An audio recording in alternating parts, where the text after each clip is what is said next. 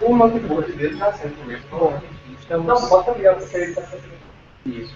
estamos ao vivo, mais uma vez no NEP da Federação Espírita Paraibana. Hoje o tema Ninguém Pode Servir a Dois Senhores. A passagem que está em Mateus 6, 24, Lucas 16, 13. E vai ser conduzido por Diego, por Virgínia, participação especial da irmã Aila, que está aqui conosco em João Pessoa, e com certeza vai trazer esclarecimentos assim, muito proveitosos para todos nós. Então, sem mais delongas, eu passo a palavra para a dupla responsável fazer a prece, fazer tudo que vocês planejaram. Ótimo. Maravilha. Então, o vídeo está muito emocionado. Tomou com a mãe? Mas estamos felizes, né, por podermos preparar esse material, né? Basicamente é a gente, aquela coisa, a mesma dinâmica que a gente vem tendo, né? Todo esse material não é um produto nosso, né? Nós temos todas essas referências e durante o estudo, né? O slide está ali para orientar aquilo, o material que a gente já selecionou, que fala sobre a passagem, né? E sempre esse primeiro encontro, né? Que não é uma aula, né? De fato, todos nós estamos estudando juntos, né? Dando a nossa contribuição. A gente procura ver primeiro a parte acadêmica, né? E coincidiu da nossa querida irmã ainda está aqui, poder dar uma contribuição, né? Da cereja do bolo, né? Junto com a sua contribuição, né?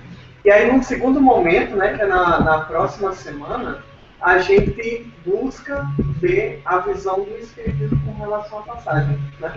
Então, todo esse conhecimento acadêmico, né? Serve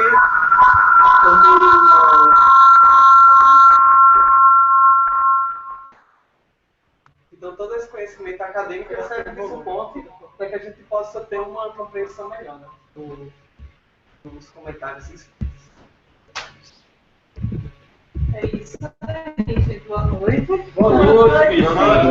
Eu cheguei tão corrida aqui, né? A gente sabe que a gente tem um compromisso não só com todos os que estão aqui, estão pela internet também, mas principalmente com a espiritualidade que nos ajuda a compreender as missões, né? Uma vez que nós estamos comungando aqui do Evangelho. Então, nada melhor do que a presença do próprio Cristo, né? Nessas horas. Então, para que a gente não possa se estender um pouco mais, teria algum comentário para a prece inicial? Eu sugiro uma versão. A música. Então, vamos lá. Sugere? Não. Fala de Senhor, Sugere né? mesmo. Tá falando de Senhor, talvez seja o Senhor do cachorro. O som.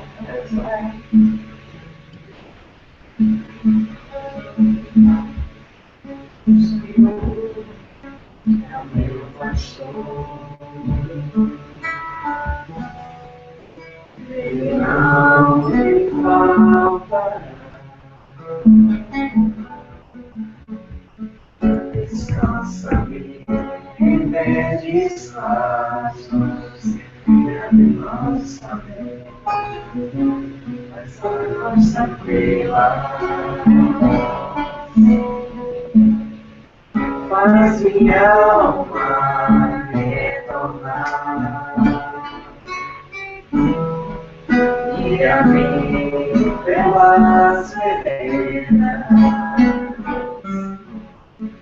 da justiça por amor, seu nome, por seu nome.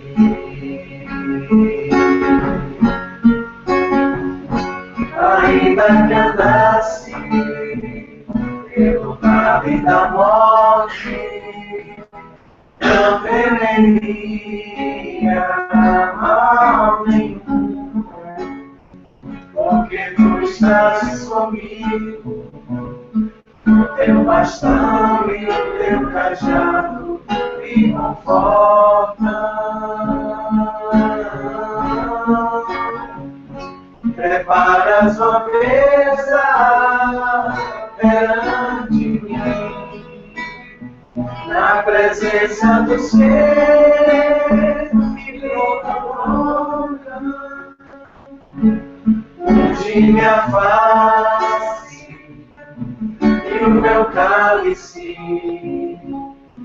transborda. Certamente que a bondade e a benevolência me seguirão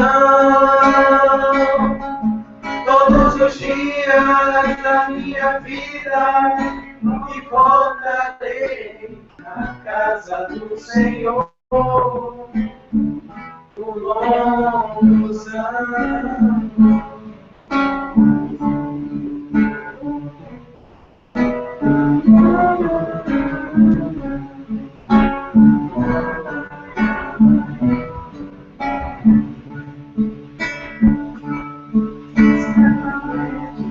Que a bondade e a benevolência me seguirão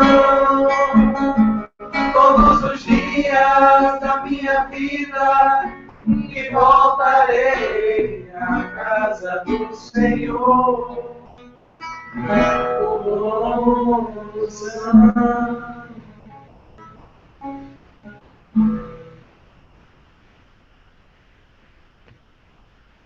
Muito obrigada. Então, a gente vai começar primeiro vendo o roteiro, né? Cumprimos com a prece inicial. Vamos agora seguir com a poesia do Valdo Lima. Em seguida, temos a leitura da perícope. Aí, no quarto passo, a gente fez a divisão, né, do quem, quando, onde, como. Em o quinto ponto, os comentários bíblicos. E aí, a gente deixou duas coisinhas, né, para a gente ver se dá tempo de fazer esse encontro ou só a partir do próximo. Já três, né? É um pouquinho. Mas é uma coisa que a gente colocou numa perspectiva de dar tempo da gente já fazer um fechamento interessante. Se não der tempo da gente assistir, né? Aí a gente, no próximo encontro, a gente já inicia com ele para que a gente possa fazer aquela revisada legal do que a gente viu no encontro de hoje. Ok?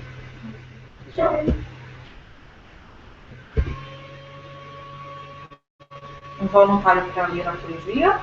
Já pode seguir na ordem, né? Eu gosto assim. Voluntário na hora. Ele vai dizer, seguir na ordem. Voluntário na ordem.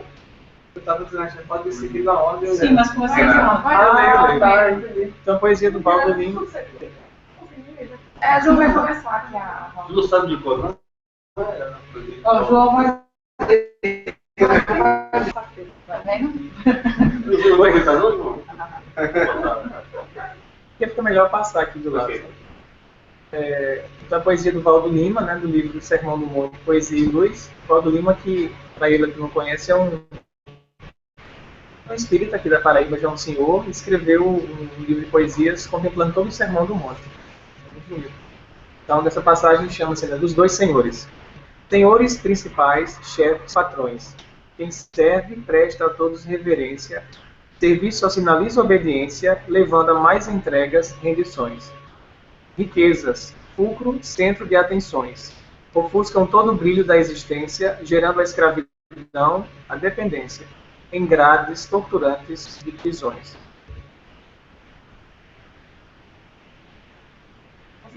Servir é sujeitar-se, ser possuído. Por bens materiais tão passageiros, é quedar-se enganado ou reduzido. Seduzido. São ditos do sermão alvissareiros. Ao ouro serve o homem evoluído, e a Deus servem os homens verdadeiros. Alguém quer fazer um comentário, João? Ele fala da escravidão que a gente tem servindo, né? A questão do dinheiro, das riquezas, que são transitórias, e fala da liberdade que a gente vai ter. Não tem a palavra implícita aí, né? Mas seguindo o serviço à lei de Deus, seremos homens verdadeiros, humanos, como a Ida falou no seminário, né? Com amor, e seremos livres por causa desse amor. Sem ter a condição de escravo, de ser possuído pelos objetos materiais ou por coisas transitórias. Falando no início principais mesmo, né? Patrões, né? Principais mesmo. o que eu gosto nesse poema, né, é que ele traz o peso que a gente realmente não conhece da moeda. Né? A questão, acho que dentro do verso, ele consegue colocar o peso maior daquilo que a gente não entende como peso. Não é fácil, e a gente vai discutir um pouco mais à frente, mas não é fácil a gente ver o valor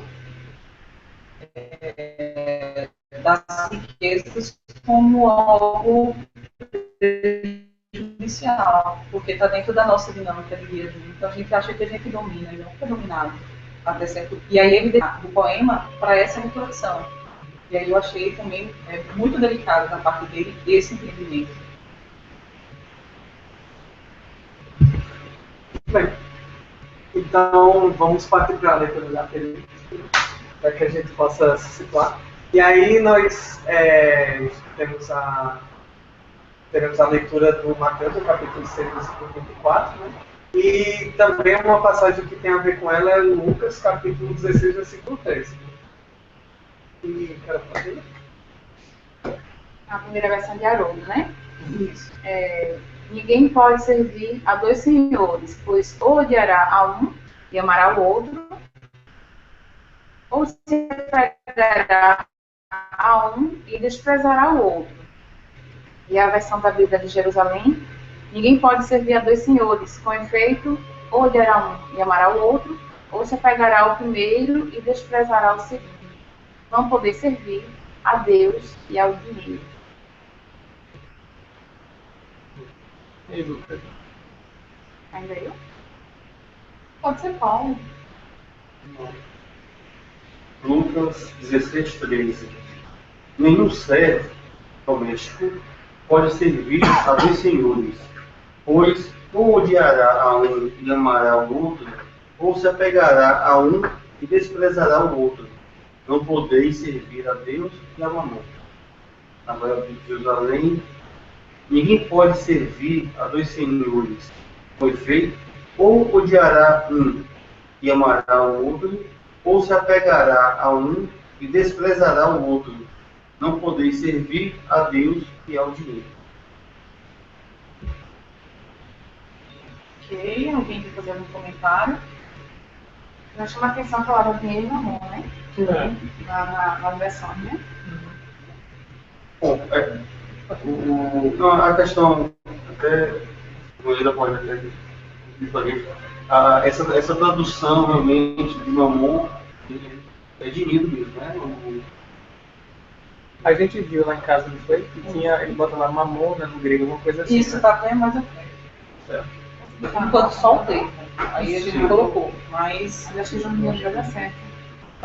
Só uma outra questão. Quando a gente pega esse odiar, a gente aplica a mesma questão do amar menos, Então é o verbo miseia, odiar mesmo. foi? Odiar, E odiar. quando tá naquela passagem de não odiar pai e mãe, Uhum. é o mesmo É o verbo? mesmo verbo. Agora eu não lembro agora qual dos evangelistas fala amar menos, né?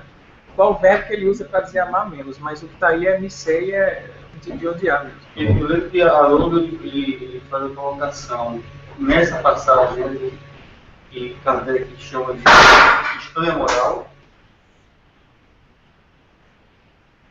não é? Estranha moral, o Haroldo ele coloca essa questão da expressão de não ter o significado atual nosso, mas sim do amar menos. Aí, João, o significado lá do verbo é odiar, mas o significado, assim, a intensidade, né, é a mesma nossa do odiar de hoje? Eu acho que não. a gente encontrou um sentido, na verdade, para alguns termos que estavam sendo apresentados nessa película, né? Que é um dos segmentos de interpretação que a gente vai seguir aqui.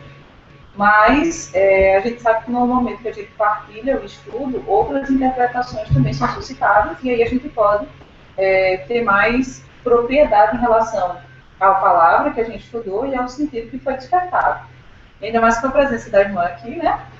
Acho que a gente vai chegar mais perto a tirar esse embrulho como ela estava falando na palestra, muitas vezes o estudo, né, do Evangelho convida, já que é um período muito anterior ao que a gente está vivendo hoje, né, nos convida a fazer esse desembrulhar do presente, né, que é a mensagem do Cristo. E eu gostei dessa comparação, né? Eu vou apropriar dela hoje para ver se a gente chega na mensagem. Vamos seguir? Sim, mas olhando diante, Paulo, coisa não, com essa questão não, não. Deixa vocês falarem mais, porque eu quero ouvir, né? Eu tenho algo para dizer, mas primeiro vamos ouvir. Obrigada pela produção. Senão eu vou dar aula aqui, né? Mas também se quiser, fica à vontade. Não, mas tudo bem. E é justamente aquela questão, né, corrija se eu estiver errado, né? A própria cultura judaica tem muito dessa questão de utilizar coisas opostas, né, para atribuir um sentido, né? Existe essa limitação, né, do odiar menos, do amar mais, né? E que muitas vezes era necessário colocar duas coisas contraditórias para que você possa atingir um determinado sentido, né? Mas que não necessariamente ele tem a mesma significação que nós atribuímos hoje, né? Essa relação do servo com o Senhor é algo que a gente não pode entender. Mas que nessas outras sociedades cuja estrutura social se baseava nisso, né? E nós vamos chegar lá também. Né? Não dá para dizer que a pessoa seria fiel ao Senhor, né? Justamente. Então vamos seguir. Então, o primeiro quem é senhores, quem lê? Era você, Eduardo. Mas vai dizer. Tá, mas eu vou ler então. Senhores, não servir a dois senhores é uma colocação muito bem feita pela ambiguidade que pode gerar a palavra hebraica adonim. Senhores é que o grego traduz como Quiróis. Eu sabia, só estava querendo interação. Senhores, no entanto, podem significar indistintamente Deus ou um homem, a palavra dom. Isso é legal também porque ele começa a delimitar o sintoma da tradução de um para o outro, e isso também perde um pouco da abrangência da palavra, né, do sentido do Senhor. Que é normal encontrar os textos onde o emprego Dom seria só para pessoas, né? Não para Deus. E no grego, se você vai chamar Deus de Senhor, você chama Kyrios, você chama Senhor fulano de tal, Kyrios do mesmo jeito. Né? No grego é como a gente chama Senhor André ou Senhor, está usando a mesma palavra. No hebraico, pelo que o Celestino fala, teria essa especificidade. Adon não poderia chamar Deus, né, de Adon. Mais alguém?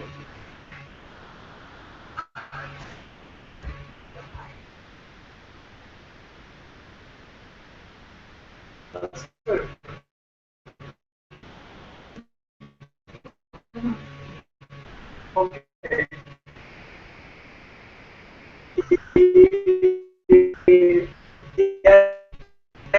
Peraí. Ficamos esse quem, quando, onde e como, né? E aí esse segundo quem que aparece na nossa passagem seria o servo, né? E aí, começando por um panorama assim do Testamento, a gente buscou na referência do dicionário do John D. Davis, dicionário da Bíblia, e ele faz meio que esse panorama, né, do que seria esse servo, né? Hoje em dia nós temos uma sociedade onde não existe mais tão presente aquela questão da escravidão, né? De povos dominando uns aos outros. Essas coisas acabam se distanciando da nossa realidade. Mas lendo aí, né? O texto. O que seria o servo? Só que serve, tradução do hebreu, aibet, é termo geral compreendendo o que serve voluntariamente e o que é obrigado a servir, desde o escravo prisioneiro de guerra ou adquirido por compra, até ao ministro de um rei e ao que serve a Deus. Aí tem todas as referências, né, do Antigo Testamento e também em Atos. Os orientais empregam sistematicamente este termo sempre que se dirigem a um superior ou a Deus. E aplica-se também aos povos conquistados e compelidos a pagar tributos ao conquistador. Deus chama de servos as suas criaturas que o adoram. E uma coisa que eu gostei, né, desse comentário é quando ele fala, não, os orientais empregam sistematicamente este termo, sempre que se dirige a um superior a Deus, é você reconhecer a sua pequenez diante de Deus, né? E aí quando ele fala, né, que Deus chama servo as suas criaturas que o adoram, né? A gente vê aí presente a questão da humildade, né? Que até mesmo Jesus, né, ele era tão grande, né? Sua humildade o fazia tão grande diante de nós que ele se fez servo dos próprios homens, né? Quando ele vai lá limpar os pés dos apóstolos, né? Então, essa passagem, né, não poder servir a Deus e a Mamon, ela remete muito a essa questão de devoção que você falou.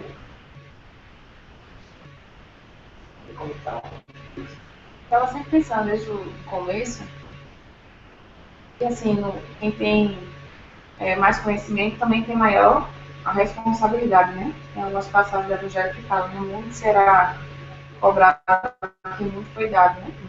Porque a gente deve pensar sempre, alguns aqui devem ter algum tipo de cargo de chefia, talvez uma posição de chefe de família ou síndico do prédio, enfim, alguma coisa, né? E qualquer posição é assim que é? Quem entende do assunto. Quem tem um poder maior não devia se sentir, né, superior, muito pelo contrário, né? É uma proposta maior e mais perigosa ainda de serviço, né? Como eu fui síndico, 2 anos. Outra autoridade do Se assunto. quiser alguma dica,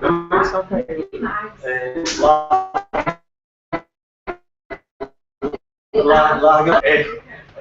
Mas foi interessante assim, quando eu fui nomeado síndico, na verdade não se tem disputa para ser síndico. Normalmente alguém quer. Não tem disputa, não tem disputa. Mas o que acontece? Eu levei, estava calor, assim, cuidado, né? Achando que eles poderiam fazer. Aí eu disse, venha realmente ferir, né? E eu acho que é muito isso. Deveria na sociedade, normalmente aqueles que mais têm acesso ao conhecimento, tem uma posição, né? A gente vê, infelizmente, muito no próprio direito, quer dizer, aquelas pessoas que deveriam, né, conhecerem a lei, né, deveriam cumpri-la, é o inverso. Elas se usam da sua autoridade de poder exatamente botar abaixo aquilo, né? Então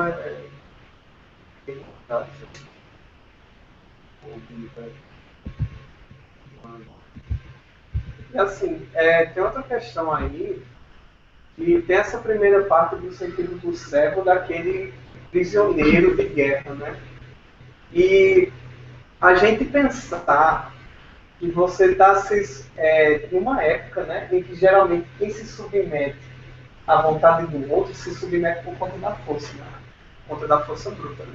E o povo hebreu, ele teve essa trajetória, essa história muito massacrante, né, de ter sido escravizado pelos egípcios, né, de ter sido dominado pelo povo babilônio, né. E a gente pensar que você está se pondo na posição de servo do outro é realmente você assumir uma postura de muita humildade, né, para poder se comparar a um servo que também é dominado, né? Vamos falar daqui de servo doméstico mais à frente, né? Vai ser o próximo slide. E aí, nessa passagem, Haroldo ele destaca 3 pontos bem interessantes, né? E aí, a irmã ainda pode ler? Servo doméstico, literalmente servo doméstico, escravo que trabalha no lar. Alguns pesquisadores, como Ashley Bailey, identificam 3 mitos de servos na propriedade judaica do século I como servos do Ló, que como escravos faziam parte da propriedade e de fato quase faziam parte da família. Escravos classe inferior, paidens, que eram ordenados ao servo. Servos assalariados, que eram um homem livre, natural, que eram livres e recebiam um salário pelo serviço prestado. Certamente, nessa passagem, Lucas se refere a um tipo de servo que pode ser enquadrado na primeira e na segunda categoria, cuja função é de trabalho doméstico. O comentário que está no Novo Testamento de Aarão, né? Aí eu poderia trazer uma contribuição.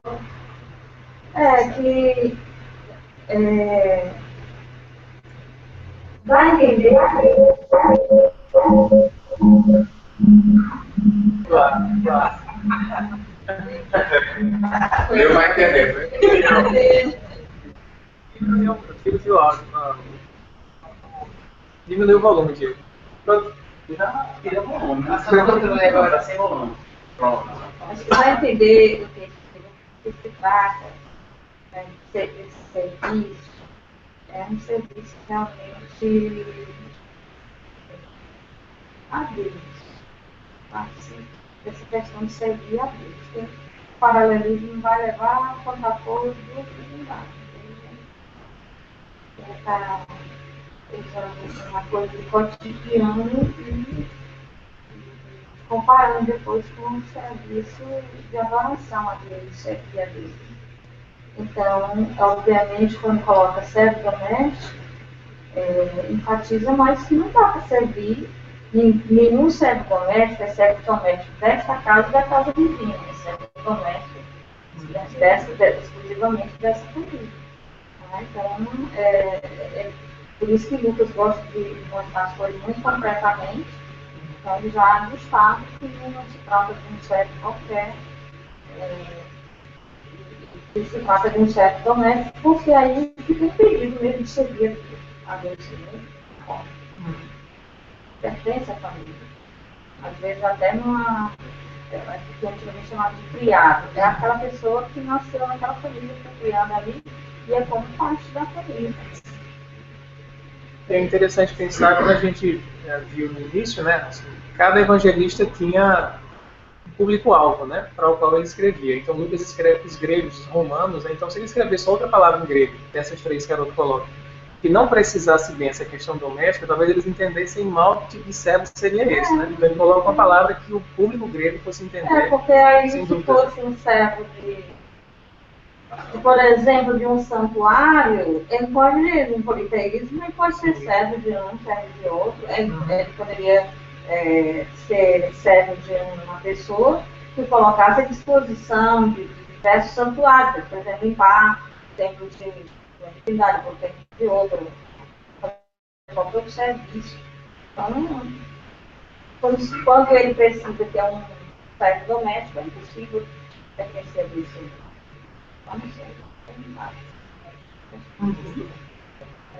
Na própria administração, você não deve ter uma dupla subordinação.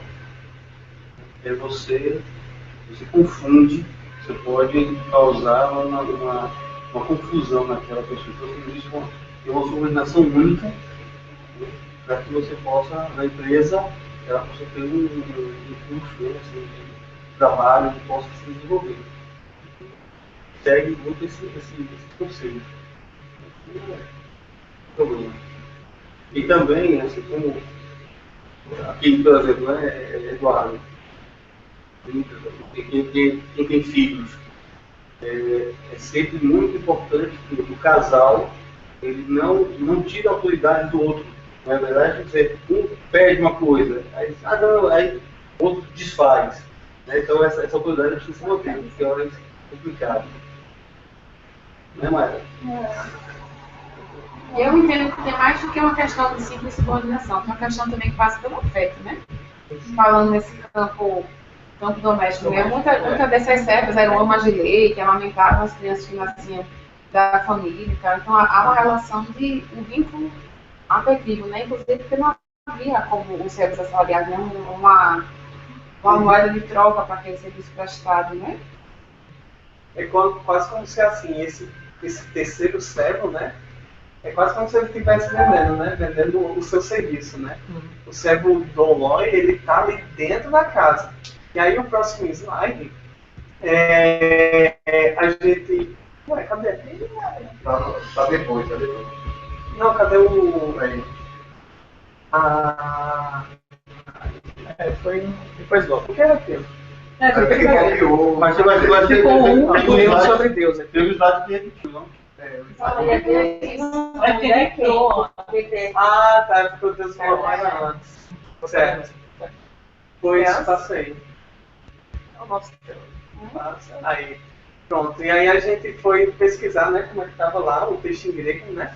E aí temos ali primeiro o oiketes, né? Que é o servo doméstico, né? E oikos significa de fato casa, né? E O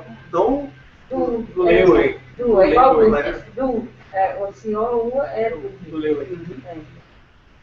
E aí que tem a ver de servo com servo econômico.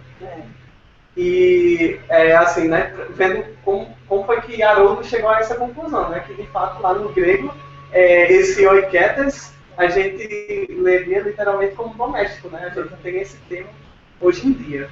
E aí a gente traz isso para a reflexão, né, de que justamente, né, o fato de ser um servo doméstico colocar a gente para dentro da casa, ter essa intimidade com Deus ao ponto de se considerar alguém que está ali dentro da casa dele, né? Servindo, né? Então, a gente estava comentando, né? A gente mal pode se chamar criatura, né? De Deus. A gente mal pode se chamar filho de Deus, né? Como a gente mal pode ser um servo, né? Quem dera a gente fosse um servo de Deus servindo, a gente já estaria ganhando muito, né? Agora tem uma função de servo dentro do...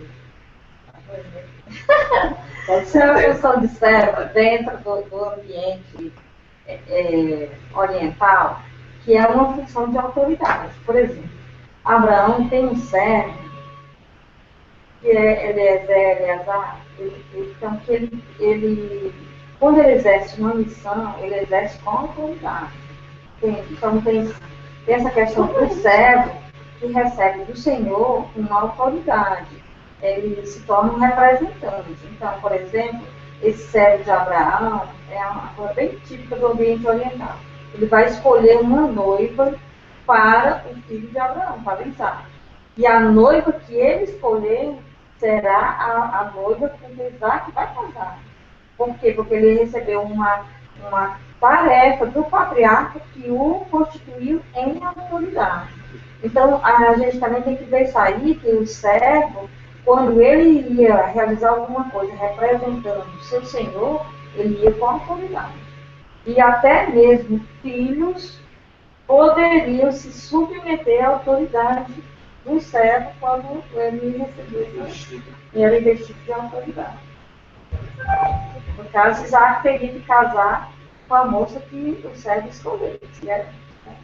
Ele estava representando o patriarca. E mesmo outros servos estariam subordinados, né, a esse primeiro servo. E dá mais sentido. E faz um sentido também, assim, no mundo espiritual, né? A gente tem algumas categorias diferentes de espíritos, e os mais evoluídos, eles têm uma autoridade moral para comandar os menos evoluídos, né? Porque eles são diretamente servos de Deus, né? Pela evolução que trazem. Na literatura espírita que eu li, principalmente nos livros que eu li foi psicografado por Chico Xavier, então tem esses ministros, por exemplo. Também, por exemplo, esse livro nosso lá, né, tem ministro. No Renúncia tem ministro. Né? Então, mas ministro é um termo latim que quer dizer servo. Ministério quer dizer serviço. Então, só para a gente não confundir, que quando se trata de ministro num ambiente espiritual, religioso ou espiritual, não é ministro e ministério, não é como ministro e ministério político. Um governo como o governo brasileiro, não é?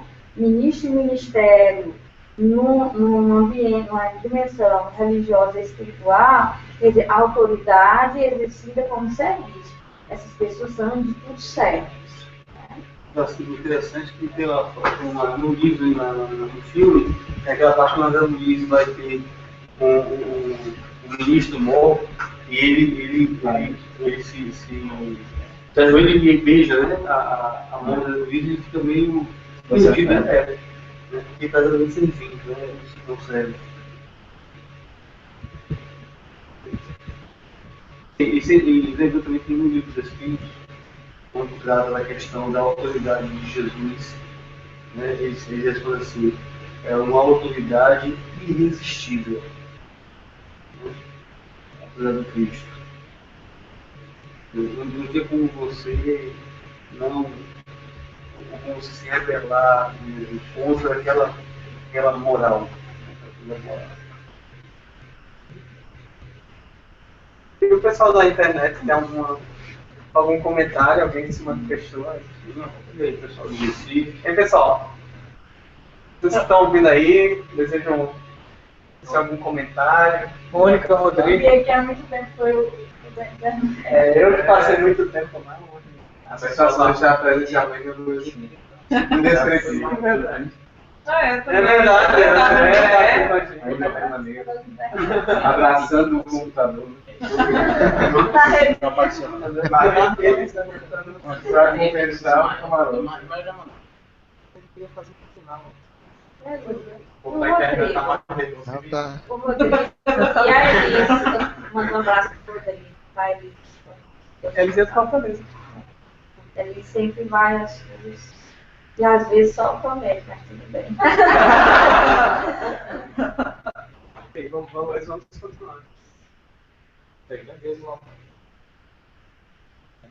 Obrigado, conseguiu acesso. Obrigado. Deus e mamãe.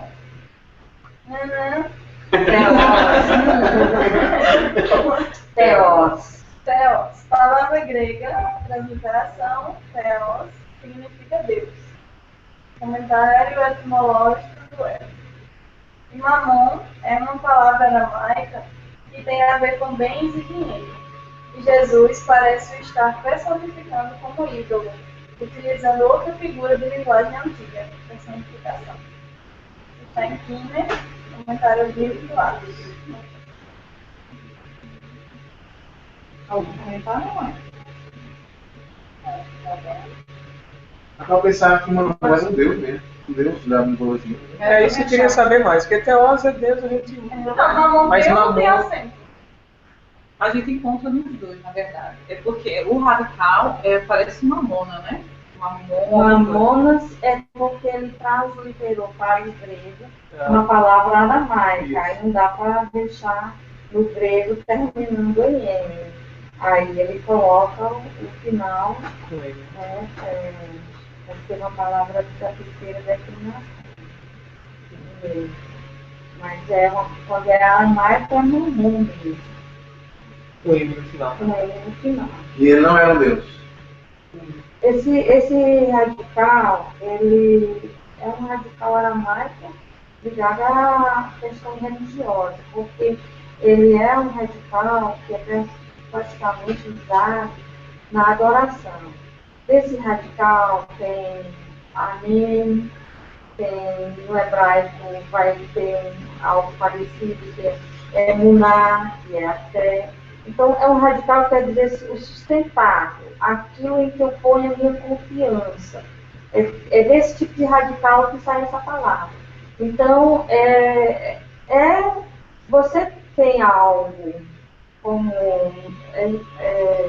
digamos assim, você põe toda a sua confiança e é o chão onde você fica, é o seu sustentáculo, é a sua coluna, em qualquer bem ou situação da pessoa, é uma questão de idolatria. Então, realmente, ele é usado como, seria, no caso, um ídolo ligado às riquezas. Tanto que Lucas não... Lucas poderia, por estar escrevendo para grego, substituir por riquezas, como tesouros, né? Ele inseriria uma melhor tradução em português por tesouro, um grande tesouro. Algo que a gente se apega e que a gente considera como uma segurança, né? Eu não vai acontecer nada de ruim comigo porque eu tenho um bem, tenho um tesouro, tenho algo reservado no qual eu me apoio. Seria isso. Então ele tem uma configuração meio idolátrica.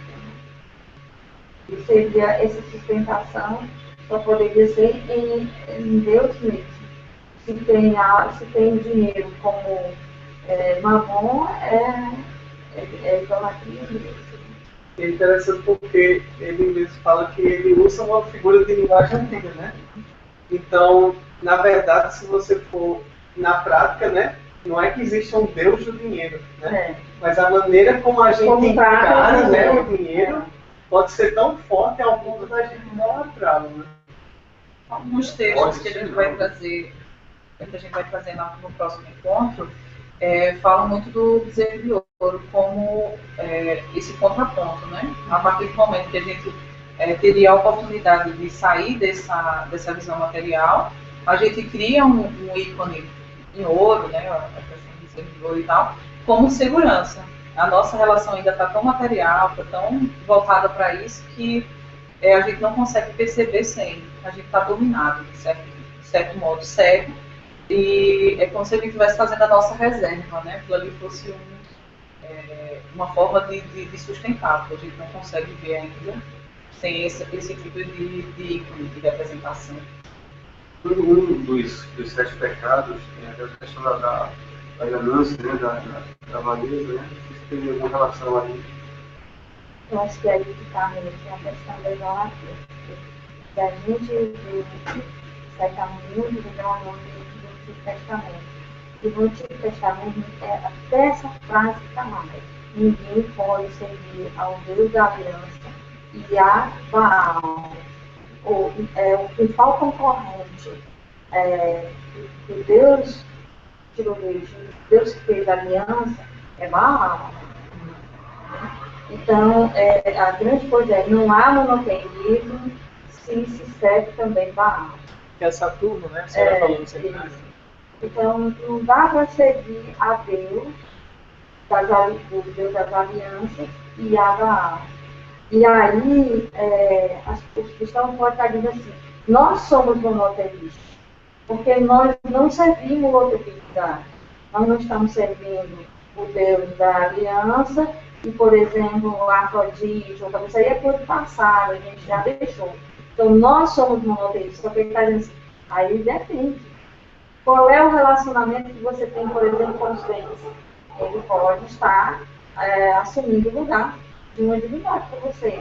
Então, você pensa que é monoteísta, mas você está a serviço e pondo sua inteira confiança nas riquezas.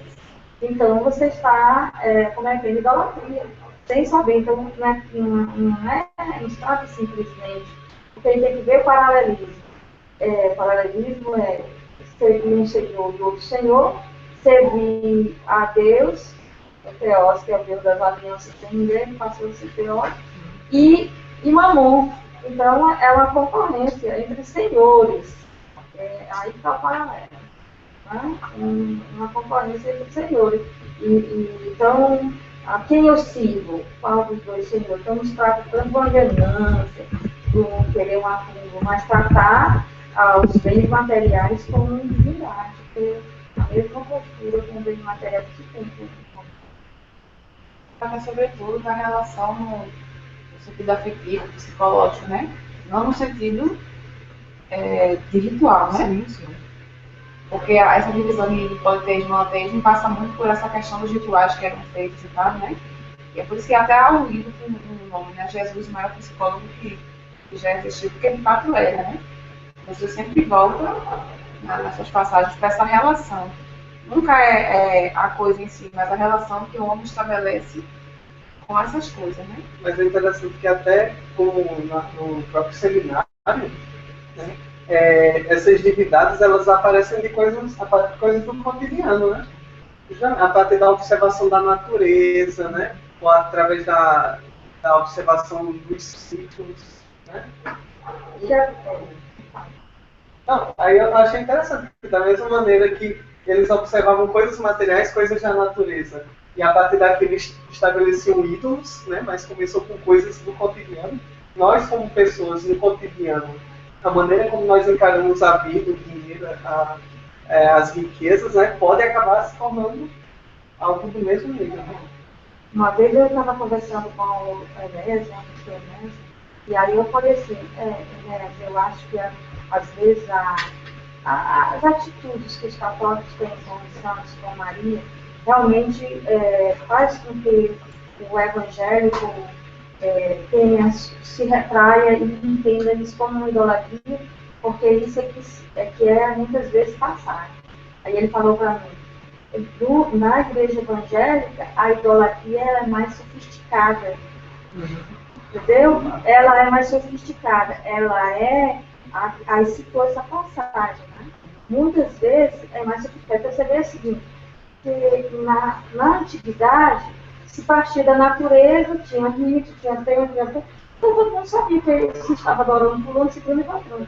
Agora, quando se trata de uma coisa do coração, de uma atitude interna, você pode pensar, você mesmo pode pensar, eu posso pensar que não estou tendo nenhum ídolo.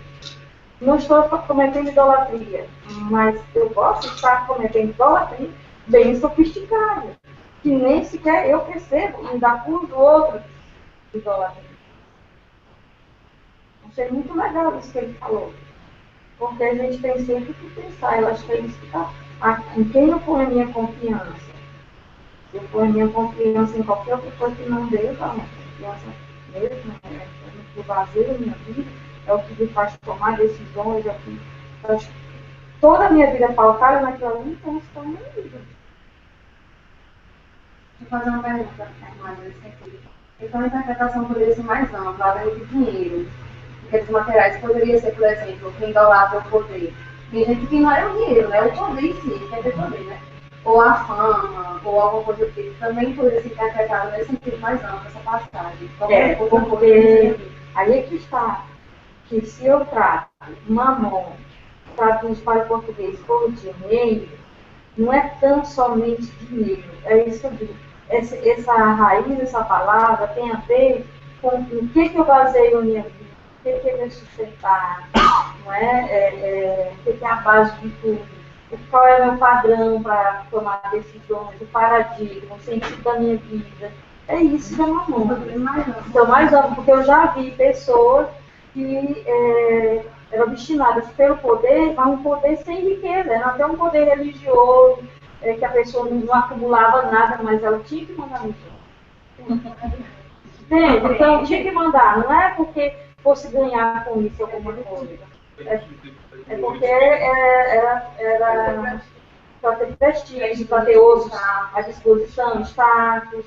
Então pode ser prazer, pode ser fama. Tem pessoas que servem à fama, elas querem ser a todo custo uma celebridade, elas são capazes de fazer os piores atos para se manter na mídia, por exemplo.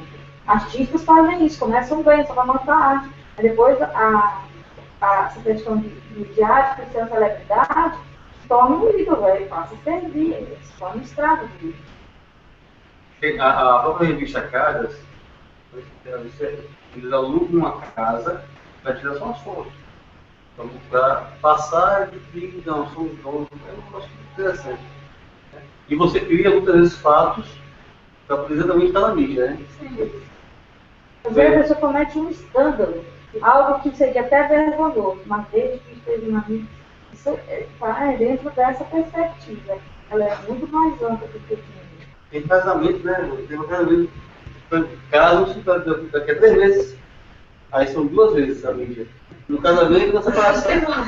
Mas é verdade. E até se ver para o mundo, né? É como naquela outra passagem que a gente estudou, né? Sobre onde está sobre o tesouro, né? Porque tá tudo na O película, tesouro, né? Tá tudo no o mesmo tesouro é algo que eu bloco. coloco um valor sentimental, né? Então, se eu emprego um sentimento ao valor, ao poder, à fama, isso aí tá atrelado a essa. O Carol falou, é a sua alma que tá presa ali, né? E justamente esse comentário de Kiner, que na verdade, mais na frente do 70, né? Ele, na verdade, é do versículo 20, aliás, do versículo 19 ao 24. Ele é do versículo 19 ao 24. E aí, quando ele desce esse comentário, né? Aliás, peraí, é aí mesmo. Bota mais pra frente, por favor. Não se repete mais, tá? Só para terminar, certo? Mas ele fala de tudo, né? De 19 a 24. Calma. Aí, ó. Pronto. Eu só quis pegar esse. Pode deixar lá no último.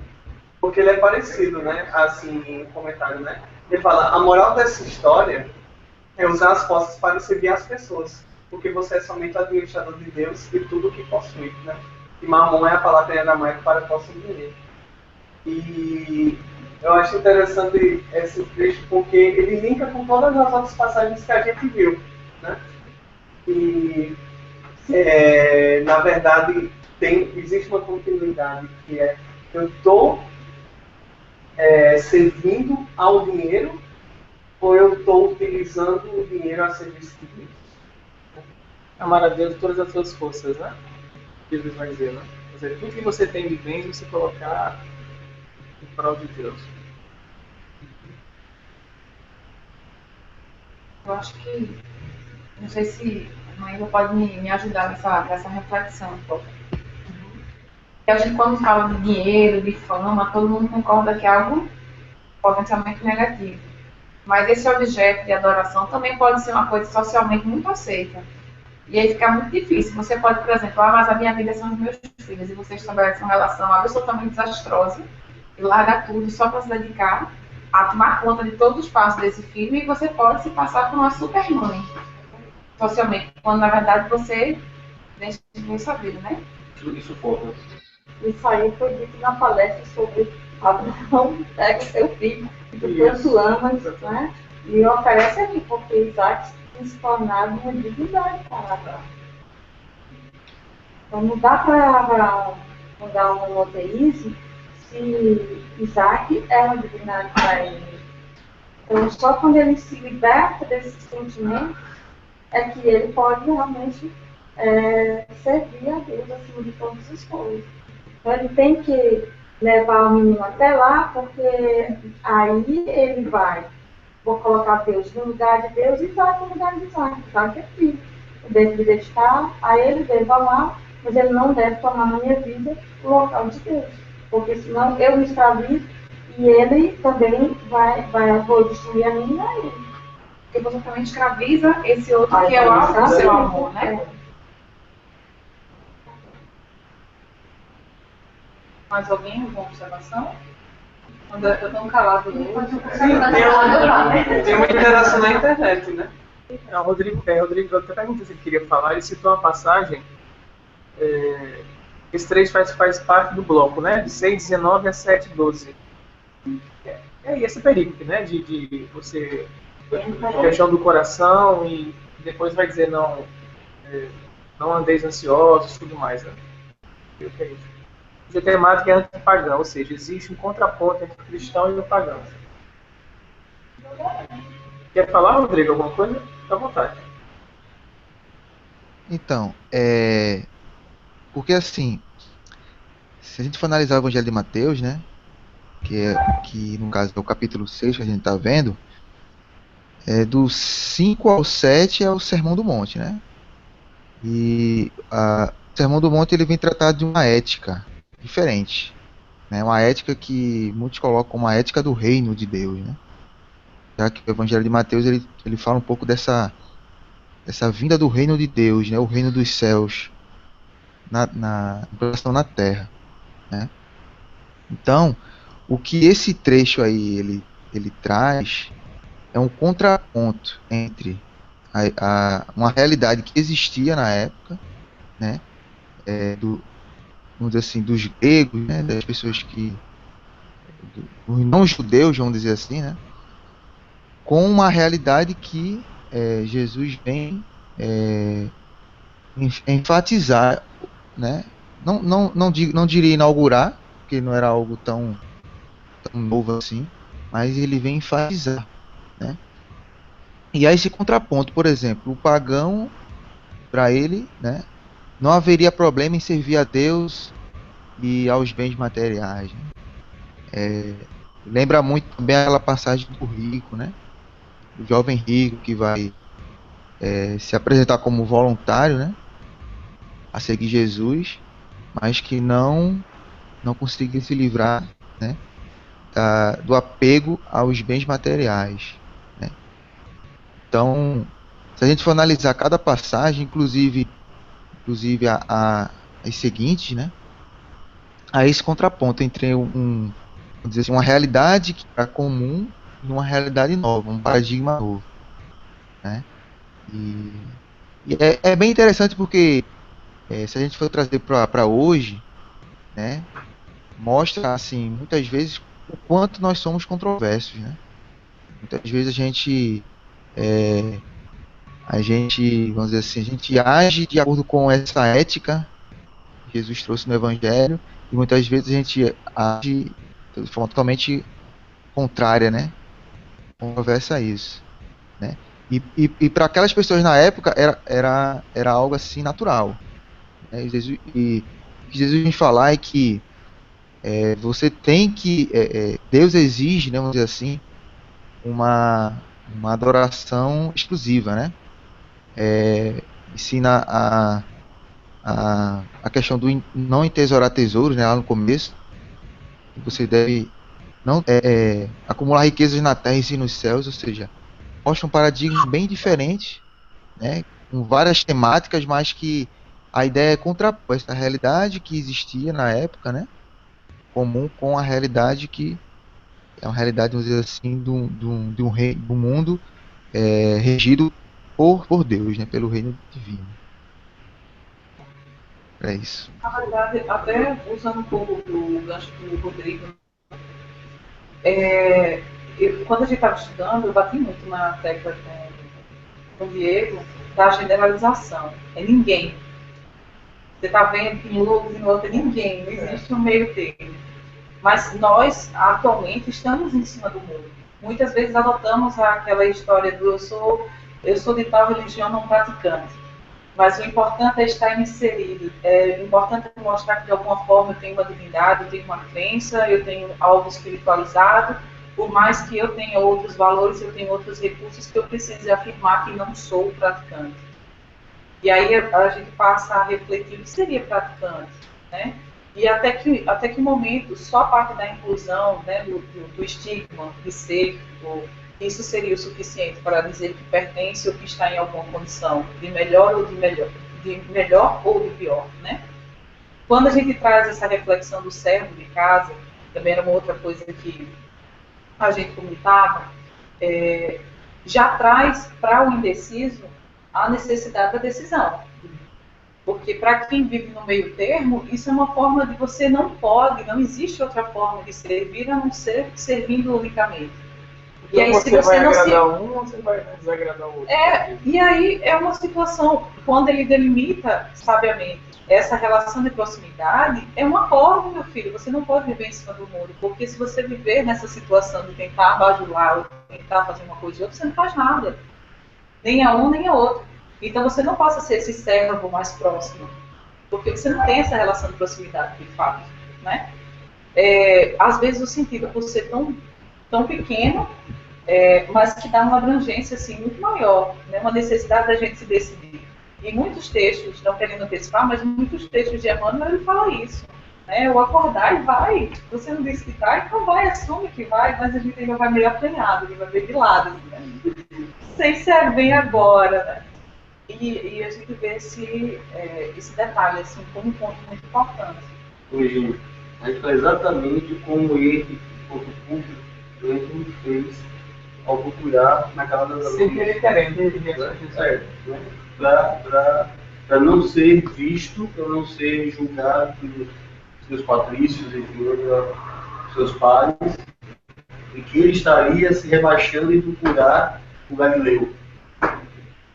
E isso, se a gente for analisar a nossa vida, nosso cotidiano, a gente vai se defrontar com essas situações em que a gente vai ter um outro discurso, né, porque eu estou diante dentro daquele grupo, enfim, né, que nós, a gente vai ter um pouco disso, ou muito disso, né?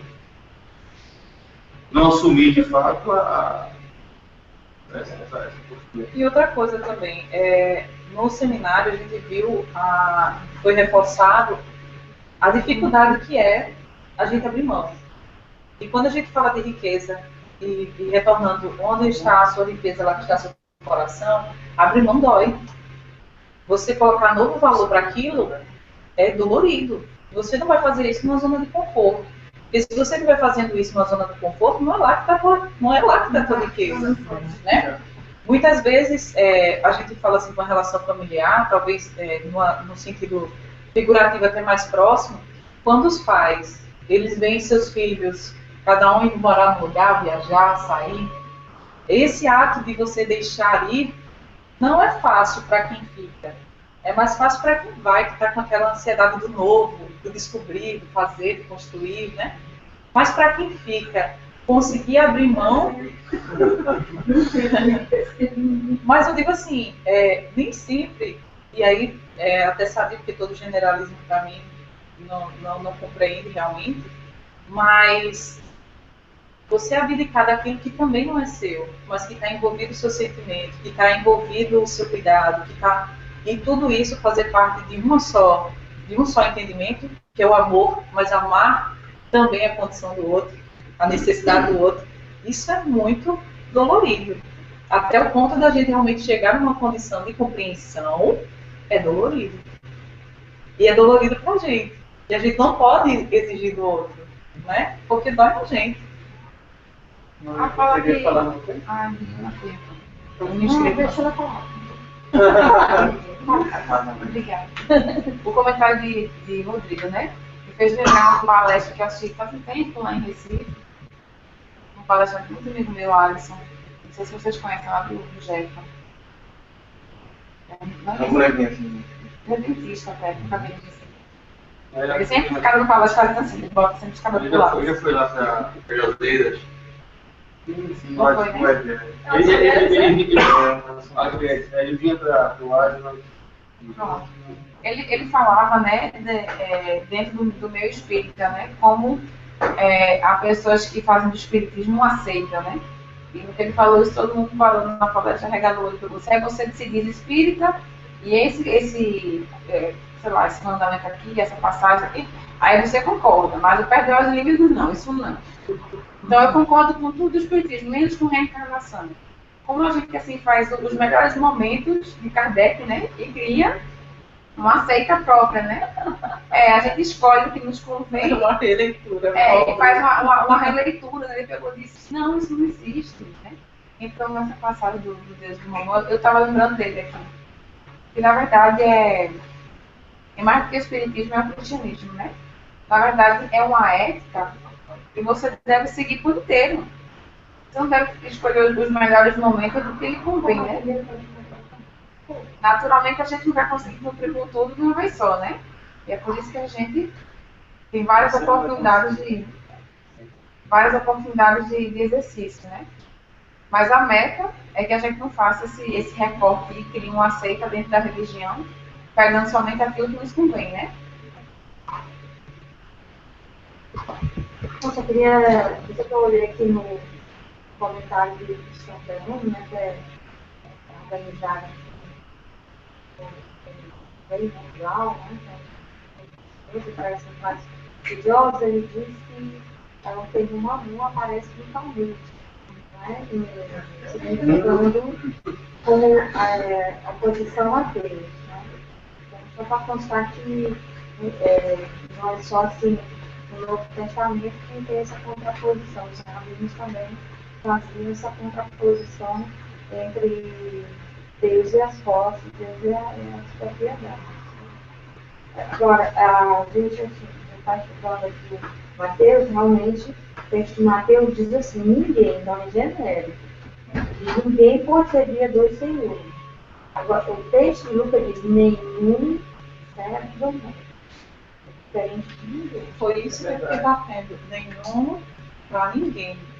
E ela disse, que bota aí, ó. Eu acho que ele bota aqui. Mas a grande diferença, a sutileza tá aí. Principalmente esse aí, esse comentário aí de cima, né? E quando se trata de Mateus, tudo bem. Aí tem como é, ninguém pode servir, então, quer dizer, se o cara ele tem dois senhores, as duas pessoas são sócios, compartilham, certo? Com propriedades comuns, vai entrar em choque dos interesses. Tem hora que ele vai acabar doando, vai ver os interesses dele, porque ele ganha mais, servindo melhor o senhor, certo? Mas quando se trata de lucros, é nenhum servo doméstico, porque fica bem diferente, porque um termo genérico, ninguém. Eu fico observação. Pode seguir. Moisés pode ler? Posso.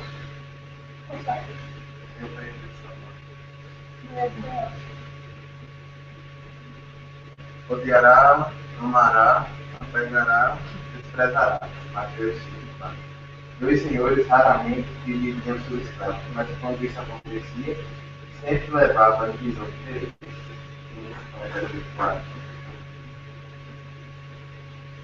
Isso levava a divisão em casa, não? Lá no Quinho, não? Quando havia, né? É o gás, né? Aí, nesse caso aí, isso é duro, é um servo. Tipo, não é um servo doméstico como trata Lucas. Porque o servo doméstico, ele trabalha para aquela família. Ele não é... O servo doméstico, ele cuida das coisas da casa. Não tinha possibilidade de dividir de forma nenhuma. Não tinha possibilidade de dividir com outra pessoa. Porque quase como se ele estivesse compartilhando a intimidade, né? Mas ele também pode ter autoridade. Por exemplo, José, ele era um servo doméstico do José, o patriarca lá, né? Filho de Jacó. Ele é um servo doméstico lá do Putifar. E ele, todas as coisas, tudo está à disposição de José, exceto a esposa. Ele tem autoridade também, não é? Um servo doméstico tem autoridade. Porque a esposa também era entendida como posse, né? É porque Tudo estava à disposição, exceto a esposa. Não, é porque nenhuma sociedade antiga suportava o adultério. Mas a esposa era tida como posse do marido? Não, é porque o que ele diz para a esposa do ano dele, quando ela tenta seduzir, ele diz assim, tudo está à minha disposição, eu posso fazer qualquer coisa a respeito de qualquer pessoa, de qualquer bem do meu Senhor. Mas não atira, você não é minha, eu não posso agir com você como se eu fosse o Senhor da casa. Para todas as outras coisas, eu sou o Senhor da casa. Mas para você não. Então, de fato, havia algo como filhos ou coisa reservada. Ele não estaria à disposição dele a esposa. Tem que ver que no Egito não se suportava o adultério. Já no Império Romano, o marido poderia comprar um servo para servir de amante da esposa. Se ele não quisesse a esposa, não quisesse ter relações com a esposa, ele compraria o servo que ela quisesse, que possivelmente a agradasse, para ser amante dela. Se ela engravidasse, aí o filho era do homem? Ela tinha um filho. Assim, quem é que assumiu o lugar de filha dele? Seria um filho bastardo. Seria filho bastardo? Ela não poderia engravidar desse homem. Ela não poderia aparecer grávida. Se ela engravidasse, ele tirar da gravidez. Ok. Uau! Mas no caso desse servo que pode ser dividido aí, é apenas aquele servo. No sentido geral, no sentido genérico, que pode fazer um serviço de comércio, uma pessoa que faz viagem. Assalariado ou mais baixo. Pode ser qualquer. E aí tem a questão do odiará, amará, apegará, desprezará, né? Essa questão do jogo, né, de contrapontos, de sentidos opostos, né? Para justamente não deixar a gente em cima do muro. A gente tem que decidir, né? Ó, vamos por aqui ou vamos por ali. Então a gente vê isso enfaticamente, não só no contexto histórico, né, de que o servo de fato geralmente não servia dois senhores, como na própria forma como a fala está dita, né? De forma muito incisiva. Os termos podem nos chocar, mas não nos chocavam, não. É para fazer o paralelismo, né? Então eles colocam termo forte mesmo, sem meio termo, amar ou odiar, é um modo de expressar nesse tipo de forma de pegar separadamente, né? Dizer que quem por exemplo, uma divindade está odiando a Deus, né? Às vezes são diferenças, mas não é isso que o texto que a gente pega parte por parte dele isoladamente, não. É um jogo que faz as palavras amar e odiar vem dar essa contraposição, esses contrários, né? A gente vê o contrário. Entre teós e mamon, eu posso ver o contrário entre teós e mamon, você vê o contrário, amor, ódio, amar, odiar. Eu acho que o legal também é que, com o passar do tempo, a gente vê que as manifestações maiores eram as mais visadas, né? Você fala de amor e ódio, você remete à guerra, as ações violentas externas, né? A capacidade da destruição humana de maneira bem mais expressiva, bem mais hostil. E aí, ao passar do tempo, a gente vai vendo que essas manifestações que, para a gente, se tratava apenas fisicamente, elas vão se interiorizando, são aquelas relações que muitas vezes a gente não dissipa, né? São relações de amizade e também relações de desafeto, e que a gente vive esse duelo, muitas vezes não conseguindo dirimir o que somos e o que merecemos ter para nós e ter para com o outro, né? Então, cada vez que a gente é convidado a estudar uma perícope, uma passagem, eu vejo o quanto a figura de linguagem, até nesse caso, da gente pensar nesse contraponto que nos leva a uma ação externa, né? A pensar uma coisa grandiosa, amor e ódio, como duas coisas que estivessem em grande duelo ou grande combate, a gente interiorizar e identificar de que maneira essas divisões estão danando dentro da gente. Né? Qual é aquela divisão que ainda a gente tem dificuldade de assumir uma postura? Ora a gente está errando mais nisso e ora a gente está acertando mais naquilo, né? É difícil você dizer que aquelas pequenas raízes ainda faz parte de um e de outro, se muito embora as duas andam juntas, né? E a gente não sabe a quem mais alimenta dessas bases ou dessas relações, né?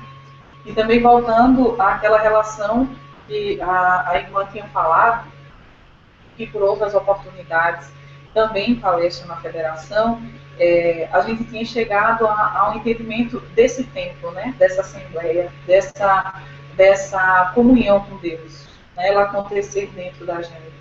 Então, se eu sou um servo de Deus, nada mais do que interiorizar isso e servi-lo de dentro para fora, né? Esse sentido de que eu me faço o tempo, porque ele está em mim, e é a partir daí que eu me sirvo. Então, eu saio dessas ações exteriores, eu saio dessa compreensão meramente física para adquirir esse conhecimento, essa libertação espiritual, porque ela passa a ser uma decisão, né? Não mais uma colocação de quem eu pertenço ou como eu pertenço. Eu já sou e eu já sigo, porque aí eu estou buscando meu sentido. É uma afirmação. E a gente perceber assim, que nós somos moradores de uma enorme moradia, né? De uma enorme casa, onde o Senhor, Deus, né? No universo todo como uma moradia, para que a gente se coloque na posição de servo mesmo, né? E possa, dessa maneira, observar onde a gente está colocando as nossas prioridades, né? Se é em algo material aqui, algo passageiro e efêmero, ou se é realmente servir ao Senhor Supremo. E aí é o que eu acho que é legal, sabe? Quando você fala do tempo.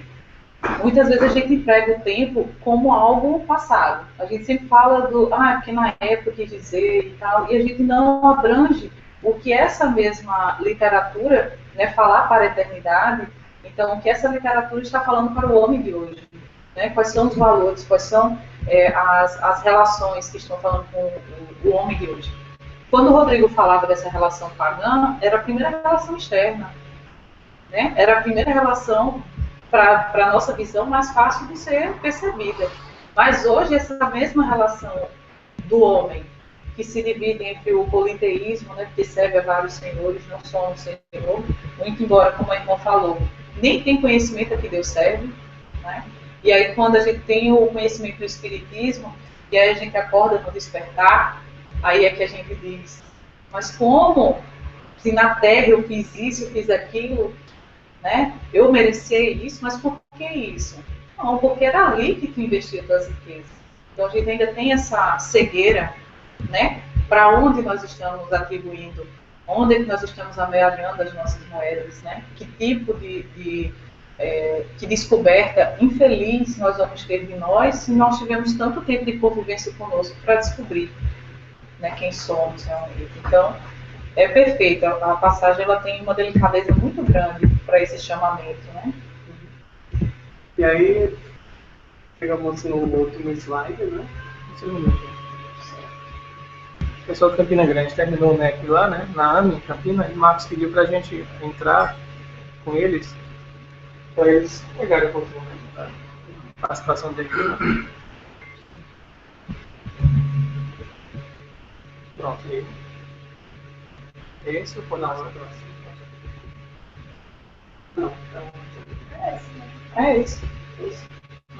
É isso. E aí, último comentário, né? Que, na verdade, a gente já deu uma pincelada, mas a gente pode ler de novo, né? Aí a gente pode ler. Lucas 16, 9, 13. A moral da história é usar as posses para servir as pessoas, porque você é somente o administrador de Deus de tudo que postou. Mamon é ser.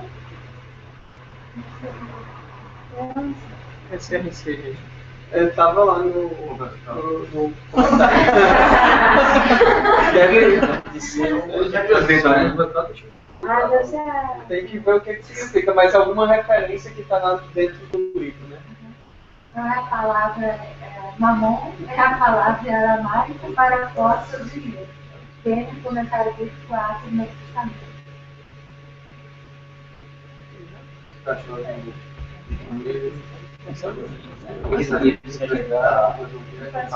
E aí eu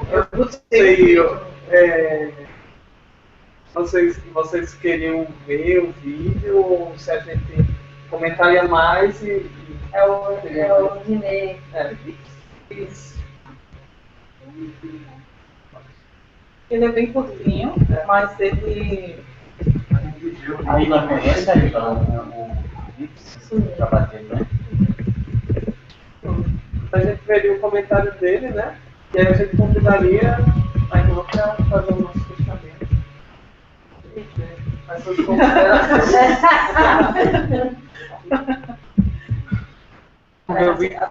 Ver o vídeo agora? Agora a gente não colocou no slide, né? Eu tinha posto no grupo, para quem quiser fazer o download, já está lá prontinho, e tem um link também no próprio comentário. Tá no net. Mas é porque... Ali, Boa noite. Boa noite.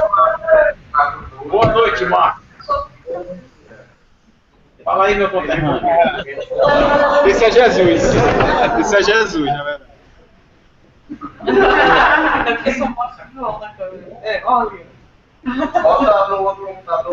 Bota a turma aí. No outro. Ele vieram, pessoal. Cadê? Vai, Nossa, foi rápido.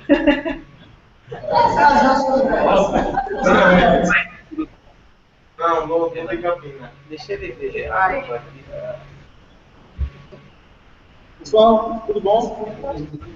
A gente tá realmente... Olha. Esse segundo. Abre, né? Tá com a mão no vídeo pela Galileia.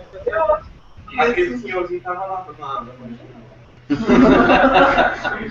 vamos Faz assistir. parte do Esse senhorzinho lá, Moisés, Vamos assistir ao vídeo que Conseguiu a minha marca, Vamos lá. Marcos, a gente colocou o link aí, certo? No bate-papo. Vamos assistir agora o comentário Talmidim do René Kifitz. Beleza.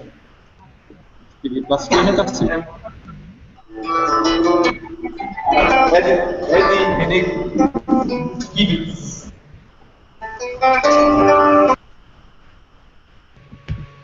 Carregou o acelerador. Não. Só funciona com o Ismael, por exemplo.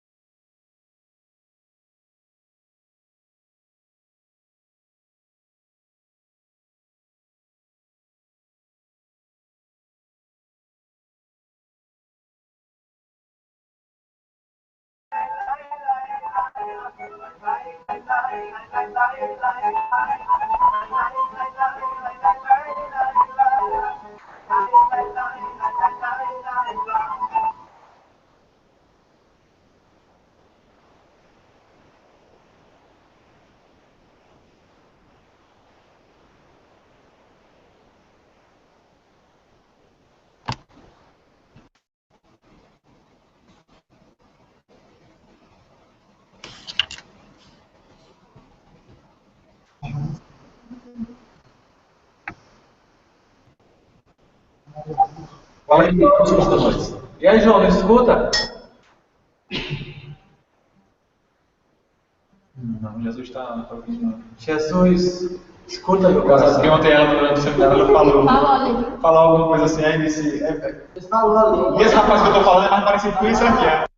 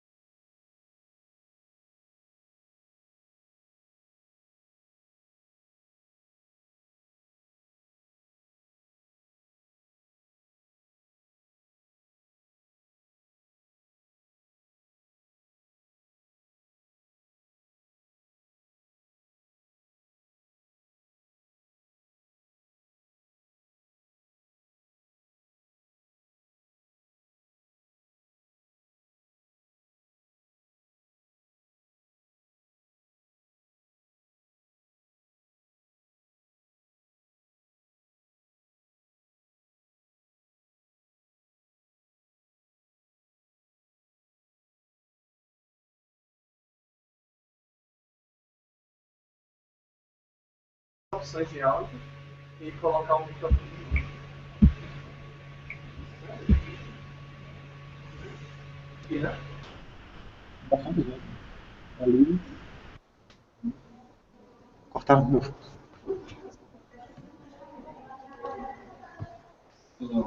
Rodrigo. Escreve, velho. Pra aparecer ela só pra falar, porque senão a gente vai ficar terminando o estudo lá sem entender nada. Aí vai ter só pra ver. Vou dar um tchauzinho pra ela. Quem é que vai fazer o próprio estudo?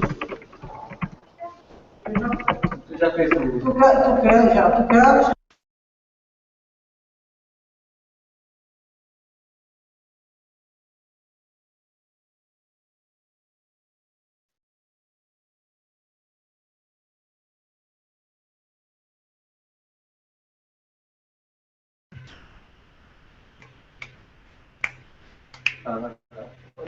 Eles só querem dar um tchau, mas não ainda.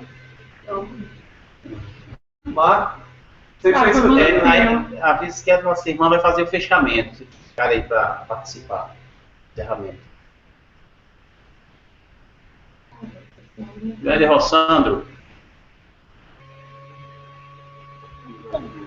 Agora sim, eles estão escutando, eles estão ouvindo.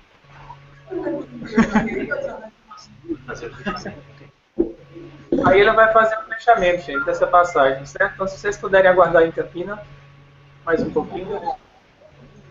Ok. Fala silêncio. Virginia vai tecer considerações e outras pessoas quiserem.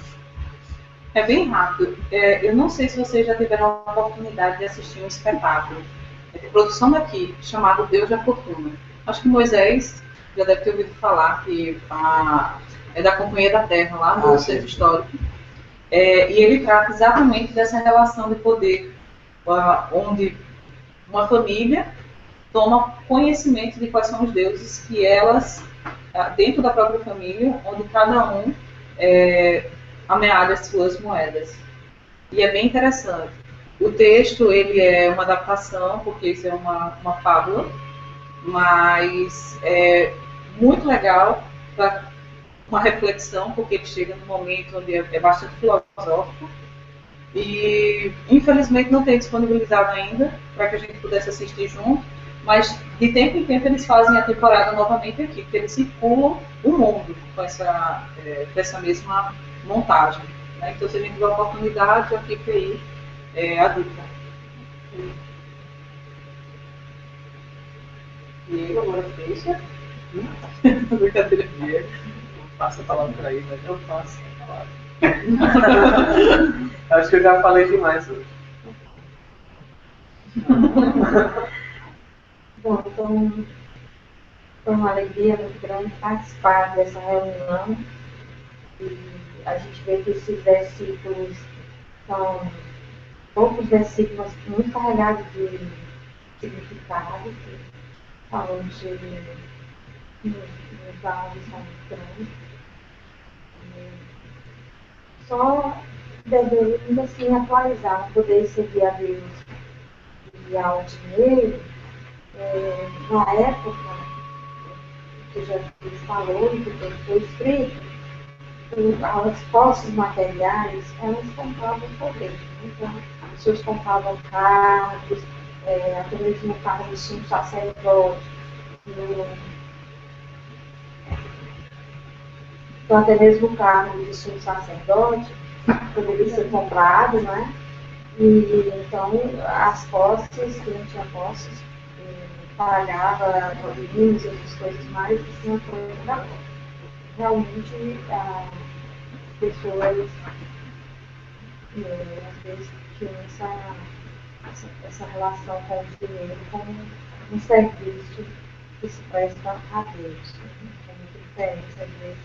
Nós não somos nem tão fervorosos com relação a Deus como algumas pessoas eram fervorosas em relação a servir as posses.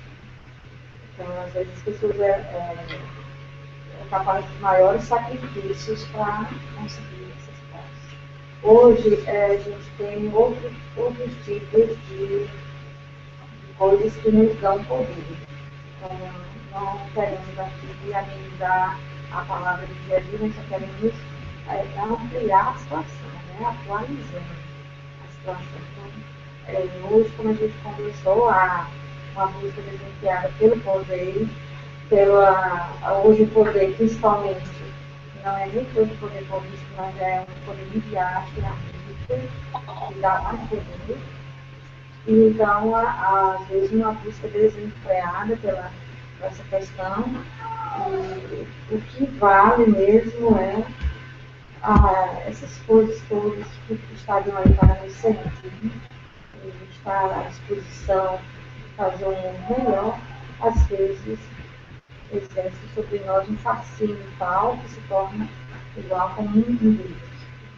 Então, a gente deve se avaliar, cada um, não julgar o outro, mas se avaliar e ver até que ponto, no seu íntimo, no seu tempo interior, não há um serviço disfarçado ou uma idolatria sofisticada, como disse que o pastor Luiz falou.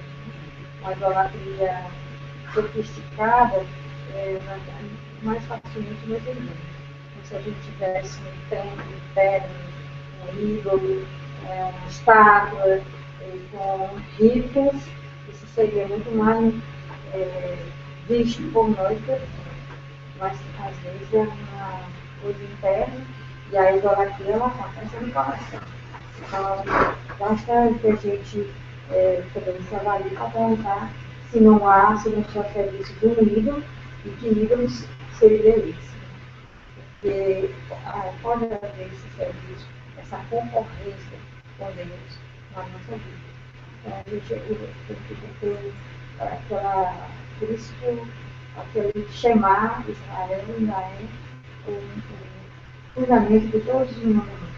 Porque ele amar a Deus, acima de todas as coisas, com toda a capacidade de inteligência, com toda a capacidade dos sentimentos, com todas as posses, as propriedades, as posses que está a serviço da vontade de Deus. E a vontade de Deus é que seja partilhada. Então, é uma grande prova de posses e permanecer firme. Jesus chega a dizer assim, é muito difícil, é muito difícil uma pessoa que tem muitas posses não tomar decisões mais baseadas nas posses, em mantê-las ou em acumular mais e sem se perguntar para a vontade de Deus. É muito difícil. É muito difícil a pessoa correr um risco de perder as posses, de ficar pobre e se perguntar antes qual seria a vontade de Deus que eu tomasse a decisão. Muito difícil. Então, é sempre uma grande tentação que a gente deve cuidar. Quem tem muitas posses, quem tem poucas posses, quem tem aliança também deve cuidar. E, às vezes, a pequena posse vai desvirtuar o seguidores de Deus e faz com que seja um serviço de garantia.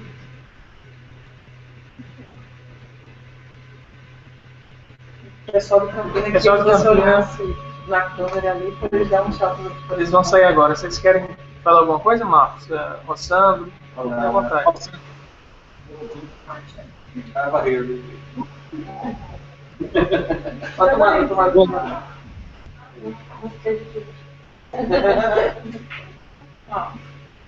Nossa, tá a câmera só perto. Baixa um pouquinho. Aê! Ai, Maela! Um beijo no coração. Bom, é o seguinte, a gente queria dizer algumas coisas para você, muitas. Mas primeiro é agradecer a Deus por sua vida, pelo trabalho que você faz em torno do Evangelho de Jesus, que já é algo grandioso. E que torna ainda mais belo, porque você compartilha com outros irmãos que parecem ser diferentes, mas quando a gente se encontra, a gente vê as profundas semelhanças que tem na nossa busca em torno desse que é o Messias. Que Deus ilumine, nós amamos você profundamente. A vocês e agradeço esse diálogo que se faz em dois polos, né? Então não sou ele, somos nós. Nós é que estamos fazendo o diálogo, nós é que estamos fazendo essa paternidade. Isso não é feito por uma só pessoa. Se eu posso falar para vocês, se eu falo para vocês, é porque vocês também falam para mim e vocês também escutam. Eu tenho tentado me empenhar mais para intensificar os laços afetivos. Nem sempre a gente consegue demonstrar o afeto, mas a gente sabe que a gente também sente esse afeto. Nós, eu, né, vou falar por mim também, eu me sinto bastante atingida emocionalmente por essa situação. Tá? Eu tenho pedido muito a Deus que me permita continuar com esse trabalho de arte religioso, que não aconteça nada que possa atrapalhar. Por isso não quer dizer que tenha sido exaltada, nem qualquer coisa parecida, mas é porque há uma pressão, que até mesmo não é? Como dizer Paulo, enquanto a estamos lutando. Mas eu pedi muito a Deus que me permita continuar, porque Ele me faz bem. Então, sintam-se amados e abraçados. E a gente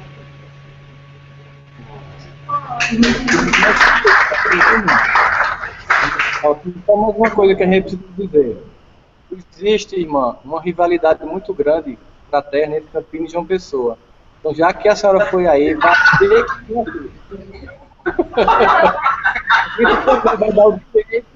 A gente vai dar o direito deles verem a senhora só pela internet também, que eles estão fazendo com a gente. Não, passamos o seguinte. Eu estive aí em Recife, não é? E... Então, eu vou para Souza dessa vez, mas eu já falei com o pessoal de Campina Grande que quando eu vier eu posso estar em Recife, em João Pessoa e em Campina Grande. Aí a gente vai lá.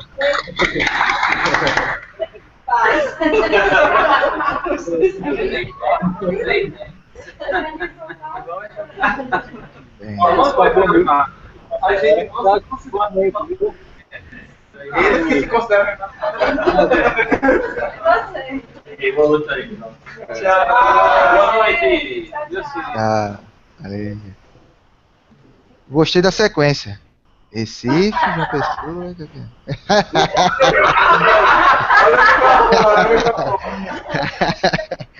Muito bom.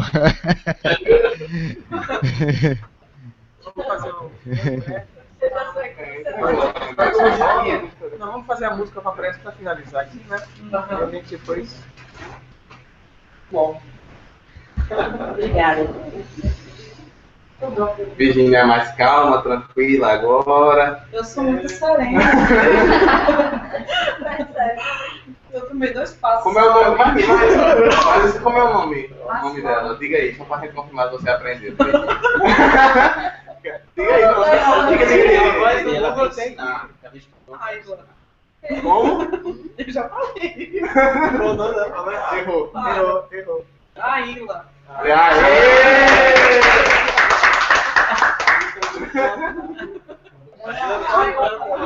Eu sabia que eu não ia passar a lista. Olá.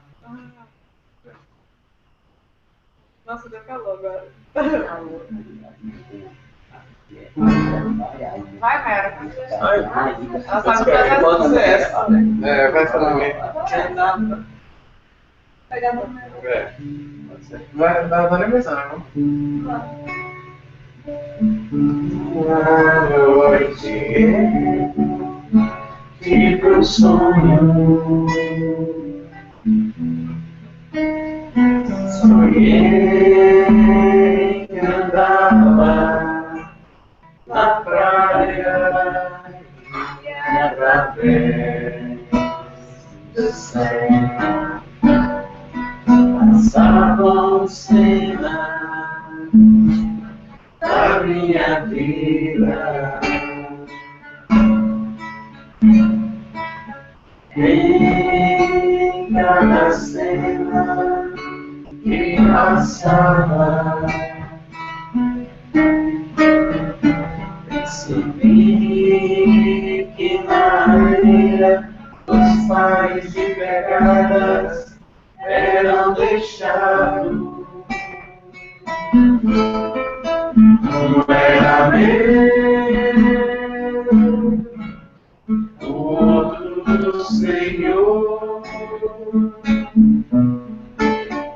era meu, o outro do Senhor. Mais uma cena me entristeceu. Em algumas horas da minha vida só havia um par de pegadas que aconteceu. Nos momentos difíceis da minha vida,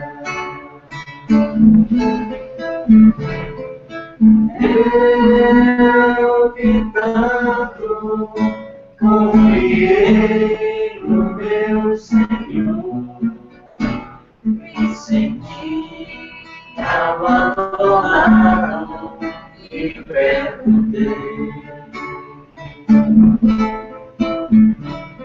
Senhor, por que me abandonaste nas horas que eu mais precisava? E o Senhor me respondeu: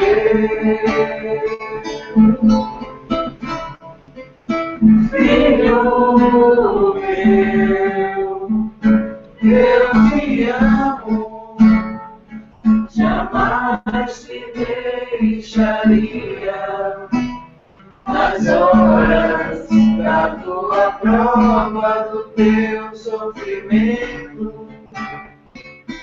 Quando na areia viste só um par de pegados, foi aí que eu te carreguei. Quando na areia viste só um par de pegados, foi aí que eu te carreguei.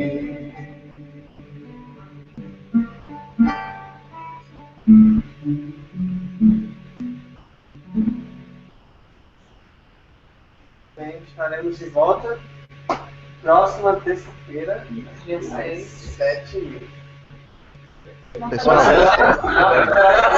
Na verdade, vai haver uma enquete ainda. Para voltar à federação, você fala. Finaliza a transmissão. Boa semana a todos.